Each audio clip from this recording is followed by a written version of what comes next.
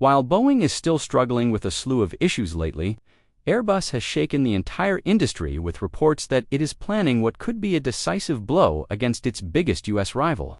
According to sources, Airbus is quietly working on the development of a new aircraft called the Airbus A390, an aircraft based on the A380 platform and expected to directly compete with the Boeing 777X.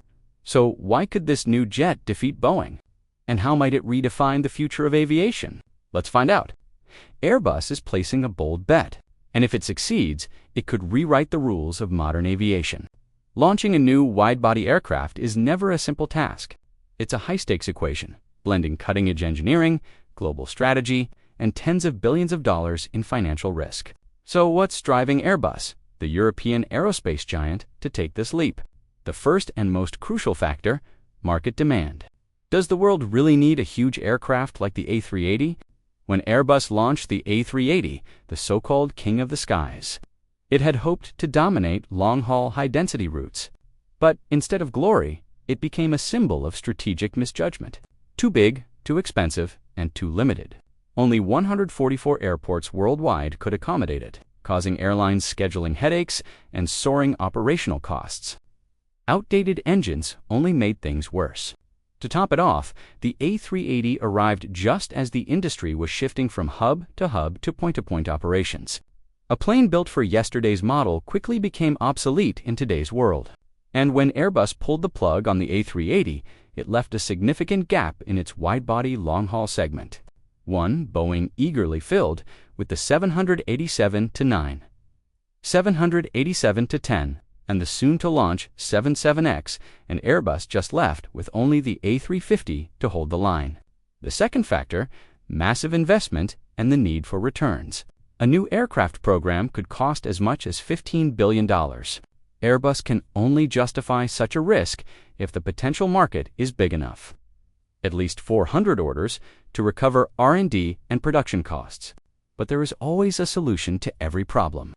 When Sir Tim Clark asked Airbus for a new version of the A380, Airbus said it would require over $20 billion in investment. And surprisingly, Clark agreed without hesitation. Now, with a replacement for the A380, the equation is solved. But the pressure isn't just financial. Environmental regulations are tightening fast. Any next-generation aircraft, including the potential A390, must feature cutting-edge engines, lightweight composite materials, and highly efficient aerodynamics to meet future emission standards. Furthermore, the timing might be perfect. By the mid-2030s, early A330 and 77 will begin retiring en masse. Airbus has a golden window to introduce a brand new widebody, one that's more efficient, more sustainable, and ready for the SAF and hydrogen-powered era. It seems Airbus has seen all of this coming, and this time they're not planning to repeat past mistakes. All signs point to one convergence: the Airbus A390, a symbol of ambition, resurgence, and possibly the final blow that catches Boeing completely off guard. It's amazing to have you still with us. We're on our way to hitting 70,000 subscribers, and you are a big part of that journey. Don't forget to like, share, and subscribe so you won't miss any of our upcoming content. Thank you so much for your incredible support. Have you ever wondered how the A390 looked like? Right from the start, Airbus invested seriously and took a well-planned approach in developing the A390. They chose to craft it using a new generation of composite materials, lighter, stronger, and safer than ever. And the result is a radical reduction in aircraft weight, leading to superior fuel efficiency, lower carbon emissions, and reduced operating costs. The three main factors that every carrier wants. When the first whispers of the A390 surfaced, the aviation world buzzed with wild theories, including one suggesting Airbus might add an unprecedented third deck. That's crazy. But experts quickly dismissed the rumor. Airbus has no intention of repeating the mistakes of the A380. Adding another deck would make the aircraft too heavy, too complex, and too thirsty for fuel. A formula for disaster. And Airbus has learned this time they're getting it right. The A390 is being designed as a single-deck widebody, sleek, streamlined, and powerful. Crucially, it will be airport-friendly. Unlike the A380, which could only operate at 144 airports worldwide, The new aircraft's dimensions will allow it to land and take off from most major hubs. This opens the door for more flexible route planning, efficient network expansion, and operational agility that airlines desperately need. And this size will offer it a capacity of 400 to 450 passengers depending on the airline's cabin configuration, beating the Boeing 77X, which maxes out at 426. But here's the real knockout punch. A range of up to 11,780 miles, 1,840 kilometers. That's enough for non-stop flights between far-flung cities like New York and Sydney, London and Auckland, effortlessly crushing the 777-9's 8,383-mile range, and even the trip 77-8's 10,046 miles, and that's just the outside. Inside, the A390 will redefine the passenger experience for a twin-engine aircraft. The cabin is ultra-spacious, styled in a modern, minimalist, yet luxurious design, same as the legendary A380. It is also a powerful branding machine that helps airlines will be able to configure seating across a wide spectrum, from extra legroom economy to first-class suites with live flatbeds, onboard bars, and even private lavatories.